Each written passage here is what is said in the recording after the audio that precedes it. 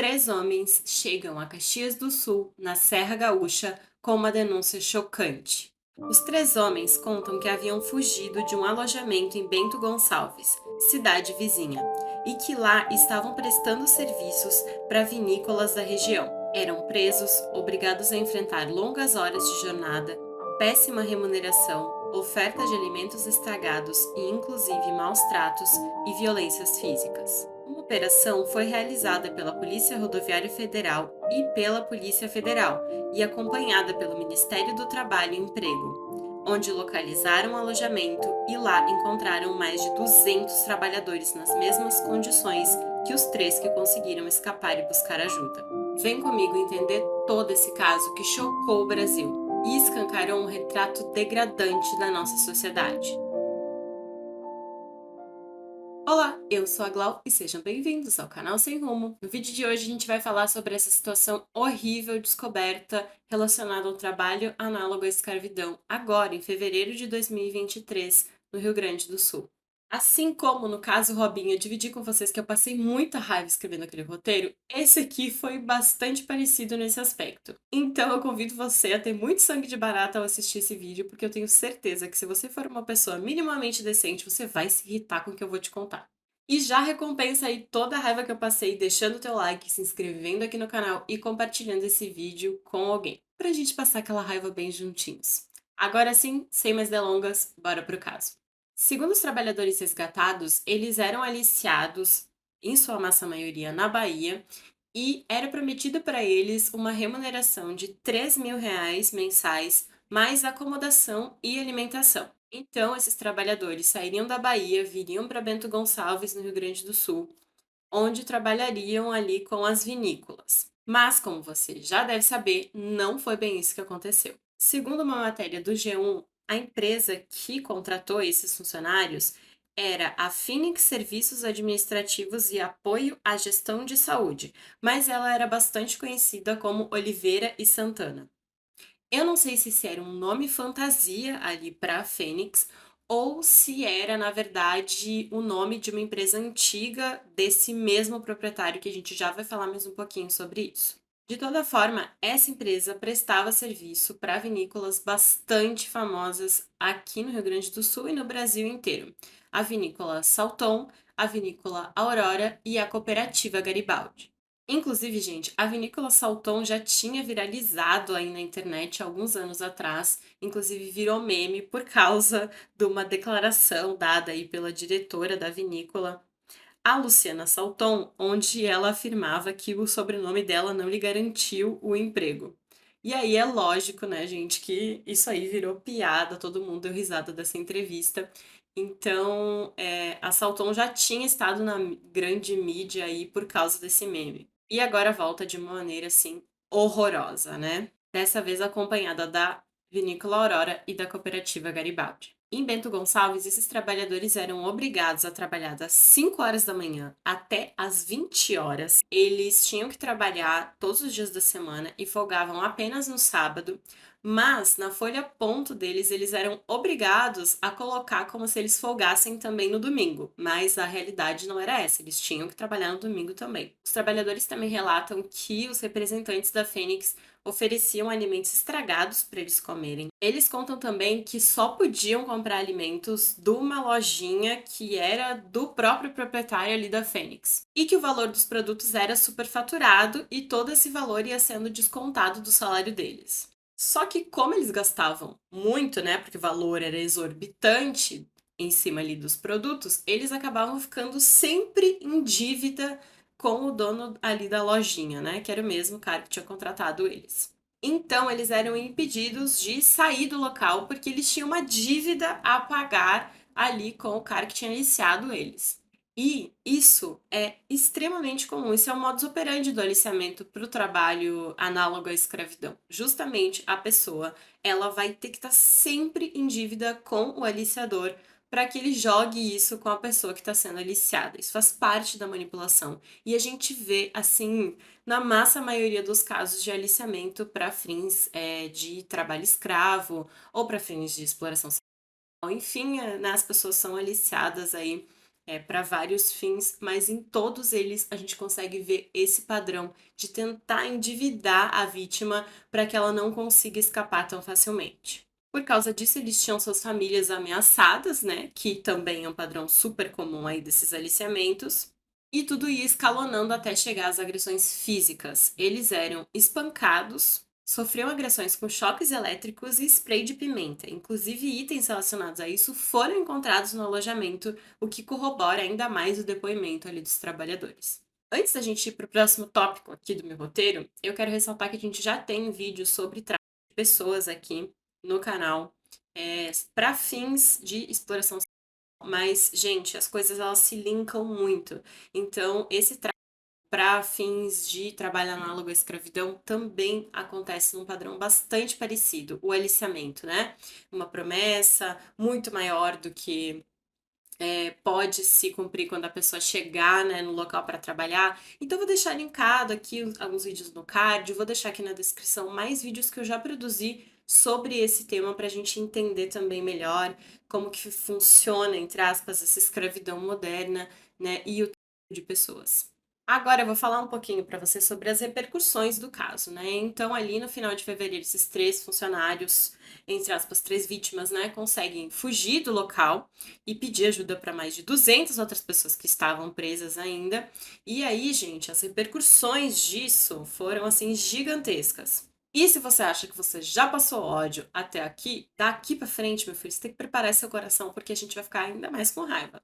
Então vamos falar agora dos responsáveis, né, por tudo isso. O responsável pela empresa Phoenix era o Pedro Augusto de Oliveira Santana, de 45 anos. Ele chegou a ser preso, mas, como a gente mora nesse Brasil de meu Deus, ele simplesmente pagou uma fiança no valor de 40 mil reais e já está respondendo o processo em liberdade. Ele chegou a ter uma outra empresa que foi aberta em 2012 e fechada em 2019 e foi autuada pelo Ministério do Trabalho mais de 10 vezes. Mas se nem a situação análoga à escravidão ali o manteve preso, né, gente? Essas outras autuações aí provavelmente também não deram em nada. Em relação às 13 vinícolas que se utilizavam desse trabalho análogo à escravidão, cada uma ali deu uma declaração em nota sobre o assunto. A vinícola Aurora disse o seguinte: a vinícola Aurora se solidariza com os trabalhadores contratados pela empresa terceirizada e reforça que não compactua com qualquer espécie de atividade considerada legalmente como análoga à escravidão. No período sazonal, como a safra da uva, a empresa contrata trabalhadores terceirizados devido à escassez de mão de obra na região. A vinícola Aurora reforça que exige das empresas contratadas toda a documentação prevista na legislação trabalhista. Só não conferiu como é que estava sendo, né, a situação ali dos trabalhadores. Agora vamos ver o que a Salton falou sobre isso. Em respeito a seus clientes, colaboradores, acionistas e demais fornecedores, a Salton manifesta seu repúdio a qualquer ato de violação dos direitos humanos e trabalho sob condições precárias e análogas à escravidão. Embora Salton tenha atendido à exigência legal na contratação do fornecedor, reconhecemos o erro em não averiguarmos em loco as condições de moradia oferecidas por este prestador de serviço aos seus trabalhadores. Aí a Salton já deu uma reconhecida, mas também reconheceu só que não averiguou as condições de moradia. Mas não era só as condições de moradia que estão sendo discutidas aqui nesse caso, né? A questão não é só o alojamento onde eles estavam, e sim as horas de trabalho, a falta de remuneração, essa questão de endividar, as ameaças, né, os espancamentos, todas essas coisas que ainda estão sendo investigadas, mas que também estão compondo aí esse processo. A Garibaldi disse o seguinte: com relação à empresa denunciada, o contrato era de prestação de serviço de descarregamento dos caminhões e seguia todas as exigências contidas na legislação vigente. O mesmo foi encerrado. A cooperativa aguarda a apuração dos fatos, com os devidos esclarecimentos para que sejam tomadas as providências cabíveis, deles decorrentes. Somente após a elucidação desse detalhamento poderá manifestar-se a respeito. Esse é só um trechinho, tá? Eu vou deixar todos os links aqui para vocês, inclusive das matérias que eu vou ler junto com vocês. Os links estão aqui embaixo, que aí a gente, se vocês quiserem ver toda a declaração, né, entra lá e as declarações estão completas daí. Agora, pausa aí o vídeo e escreve um comentário aqui embaixo se você já tomou algum champanhe ou vinho aí dessas marcas Aurora, Garibaldi e Salton e se você vai voltar a tomar esses vinhos depois de saber desses detalhes aí de como que eles são produzidos. Eu estou bastante curiosa, então deixa aqui nos comentários. Em relação à punição para as vinícolas que se utilizavam, né, desse trabalho, o gerente regional do Ministério do Trabalho e do Emprego em Caxias do Sul, que é onde ocorreu a denúncia, né, dos trabalhadores, é o Vânios Corte, ele fala que as três vinícolas utilizaram esses serviços terceirizados, né, mas que também foram beneficiadas diretas do trabalho análogo à escravidão. Abre aspas. As pessoas que foram beneficiadas por esse serviço também podem ser responsabilizadas. A gente chama isso de responsabilidade subsidiária. Primeiro, o empregador tem a responsabilidade. Se ele não pagar, as pessoas que trabalham em determinada vinícola, que prestam o serviço lá, podem cobrar. E nós vamos chegar nesse ponto, dessa vinícola que se beneficiou desse trabalho. No caso dessas vinícolas, né, porque são três. Agora, gente, em relação aí às repercussões também, a SIC de Bento Gonçalves, o Centro da Indústria, Comércio e Serviços, também se pronunciou, né, a respeito dessa situação. E assim, é um pouco lamentável, tá? Eu vou já adiantando novamente. Eu tô preparando o coração de você sempre pra gente, né, dar as mãos juntos, porque eu não vou passar raiva sozinha. Então, eu vou ler aqui alguns trechos dessa declaração e aí a gente debate aqui nos comentários depois. Eu vou deixar os links aqui de novo para você acessar toda a declaração, mas eu vou comentar apenas um pequeno trecho da declaração da SIC que acabou, né, dando o que falar aí nas redes sociais. Eles falam que vão se colocar ali à disposição para contribuir, para buscar soluções e melhorias na contratação de trabalho temporário e terceirizado, enfim. Aí assim, tá indo e tal, e aí daqui a pouco vem a seguinte frase: há uma larga parcela da população em plenas condições produtivas e que, mesmo assim, encontra-se inativa, sobrevivendo. Pausa para a gente juntar toda a força que ainda nos resta. Sobrevivendo através de um sistema assistencialista que nada tem de salutar para a sociedade. Aí, a presidente da SIC de Bento Gonçalves, a Marijane Paese, ela ainda foi se justificar um pouco mais, porque não bastou essa frase aí, mas ela fala, habla mais. E o que que ela diz? Que, segundo ela, há cerca de 1.000 vagas de emprego em Bento Gonçalves, mas menos de 300 pessoas desempregadas na cidade. E aí, o que que ela atribui isso? O fato de termos vagas de emprego, mas termos pessoas desempregadas. Qual que é a conta que ela faz desse cálculo aí que ela tirou? Segundo ela, as pessoas deixaram de buscar emprego por conta dos programas de assistência social. É isso que ela entendeu. Eu vou abster um pouquinho a minha opinião a respeito disso, né? Porque é um pouco problemático, mas, né, gente, deixa os comentários aí o que vocês acham também sobre isso. Vai comentando, eu vou falando, vocês vão abrindo os comentários e falando o que vocês pensam sobre isso. Eu vou trazer aqui mais uma fala do gerente regional do Ministério do Trabalho e Emprego aqui de Caxias do Sul, Vânios Corte. Ele fala, então, que o que foi descoberto aí o trabalho análogo à escravidão é um problema ocasional, segundo ele, que não reflete uma prática comum ali do setor, né, de todas as vinícolas. Então, segundo ele, a produção de vinho na região é, em geral, idônea e responsável, que isso é uma questão isolada ali dessa empresa e dessas vinícolas. Mas ele refuta a justificativa dada pelo SIC. Abre aspas. Entendo a posição de defender as empresas e de dizer que elas são idôneas e responsáveis porque elas são. Mas a responsabilidade não é dos trabalhadores. Quem é responsável é quem contrata a mão de obra, que precisa saber em que condições essas pessoas trabalham. Dizer que o problema é falta de mão de obra porque as pessoas não querem trabalhar é muito simplista.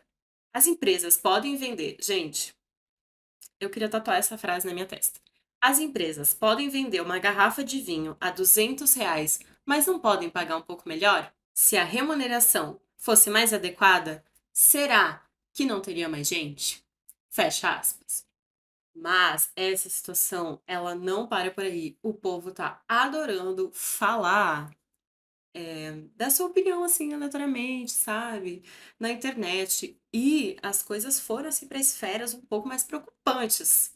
Um vereador de Caxias do Sul, que é a cidade vizinha aqui de Bento, que foi onde aconteceu o trabalho análogo à escravidão, mas os trabalhadores fazem a primeira denúncia em Caxias do Sul. Então, o vereador, vou ler o nome dele aqui, Sandro Fantinel, do Patriotas, ele decidiu, na Câmara dos Vereadores, dar a sua opinião, porque, né, eu não sei o que eu posso chamar. E ele foi extremamente xenofóbico, só pra gente começar, tá? Então a gente vai ver algumas frases aqui. Ai, assim, ó, eu já tô chorando por dentro, só de ter que reler isso aqui. Tem o vídeo dele na internet falando assim, mas ai, olha, eu vou me poupar de reassistir, porque uma vez que eu assisti já foi suficiente para eu descrer na humanidade. Então eu vou tentar não assistir mais isso. E nós vamos só ler também uma matéria aqui juntinhos sobre todas as repercussões, porque daí do que ele falou surgiram mais e mais repercussões a respeito disso. Vamos dar uma olhadinha aqui na matéria do G1, que fala que ele, inclusive, fala isso mesmo para os produtores da região, que não é mais para contratar. Abre aspas, não contratem mais aquela gente lá de cima. Se referindo, né, aos baianos, porque a maioria das pessoas que foram é, submetidas a esse trabalho análogo à escravidão em Bento Gonçalves são da Bahia. Ele sugere, então, que né, não se contrate aquela gente lá de cima e que então se contratem argentinos, porque esses seriam limpos, trabalhadores e corretos. O deputado estadual Leonel Hadi, não sei se eu estou pronunciando o sobrenome certo, registrou um boletim de ocorrência contra o vereador. Né? Ele fala: acabamos de registrar um novo boletim de ocorrência contra a fala racista do vereador de Caxias do Sul, Sandro Fantinelli, que declarou que os baianos são sujos e sabem apenas tocar tambor e dançar. O Eduardo Leite, o governador do Rio Grande do Sul, também se manifestou no Twitter e falou o seguinte: que não representa o povo do Rio Grande do Sul, não admitiremos esse ódio, intolerância e desrespeito na política e na sociedade. Os gaúchos estão de braços abertos para todos sempre. Já o governador da Bahia, Jerônimo Rodrigues, também se manifestou e falou que repudia veementemente a apologia à escravidão e não permite que tratem nenhum nordestino ou baiano com preconceito ou rancor. Desumano, vergonhoso e inadmissível ver que há brasileiros capazes de defender a crueldade humana. Determinei, portanto, a adoção de medidas cabíveis para que o vereador seja responsabilizado por sua fala. E então, na manhã da quarta-feira, dia 1º de março, a Câmara emitiu uma nota informando que não compactua com nenhuma manifestação de preconceito, discriminação, racismo ou xenofobia e fala que foi um posicionamento individual do Sandro, né? Enfim, já não bastava o escândalo, né, para o nosso estado aí, para quem não sabe, eu vivo aqui no Rio Grande do Sul, já não bastava essa vergonha que a gente está passando a respeito dessa situação de terem descoberto mais de 200 pessoas nessas condições de trabalho análogo à escravidão, a gente ainda tem representantes, né, como a SIC, que é um órgão super importante, falando umas coisas assim que, gente, no mínimo nos fazem refletir bastante que sociedade que a gente está vivendo e um vereador em plena Câmara dos Vereadores falando esse monte de bobagem xenofóbica. Mais um dia que a gente só pode se sentir envergonhado mesmo, assim, e ficar pensando onde que tá a humanidade dessas pessoas. Porque a gente acha que, bom, existem pessoas más que fazem isso com outros seres humanos, que os colocam nessa situação, mas que quando a sociedade descobrir, todo mundo vai condenar esse tipo de atitude. Só que, ainda assim, existe uma outra parcela que vai endossar esse tipo de atitude, que vai tentar justificar para enfiar a goela abaixo que esse tipo de situação é normal. Mas do lado de cá tem que existir a gente, eu e você que está olhando tudo isso e se indignando, e a gente precisa também se pronunciar e falar e colocar, né, a nossa voz, denunciar esse tipo de situação e espalhar cada vez mais informação a respeito desse assunto. Porque a gente vive meio que nessa ilusão de que a escravidão foi abolida, mas a gente vai ter que conviver com os resquícios desses anos sombrios na nossa história por muitos e muitos anos ainda, como o racismo enraizado na nossa sociedade, e também conviver com a escravidão moderna. Os trabalhadores ficaram um tempo alojados num ginásio em Bento Gonçalves e a prefeitura ali municipal, né, deu todo o apoio ali para os trabalhadores nesse momento inicial e depois eles já foram enviados para suas casas. E também já existe ali uma logística entre os municípios que vão receber e prestar todo o apoio para essas vítimas. Deixa aqui nos comentários se você tem mais informações aí a respeito desse caso, que eu não trouxe aqui no vídeo, que eu não vi ou que eu não trouxe, então deixa aqui nos comentários que, gente, sempre eu falo pra vocês, a parte dos comentários é uma extensão do vídeo, então tudo que eu falo aqui a gente pode repercutir e continuar o debate depois aqui nos comentários. Então usem bem esse local, esse espaço pra gente conversar. Antes de sair, deixa o like em comemoração à nossa vitória de termos chegado no final desse vídeo em que passamos tanta raiva. Se inscreve aqui no canal para passar raiva comigo nos próximos vídeos. Tô brincando, gente, não é todo vídeo que a gente passa raiva, tem uns que são mais leves, pelo menos pra mim. Segue o canal nas outras redes sociais porque também sai vídeo por lá e compartilha esse vídeo pra gente disseminar ainda mais informação e ver se a gente vence a ignorância de parte da nossa sociedade. É isso e tchau!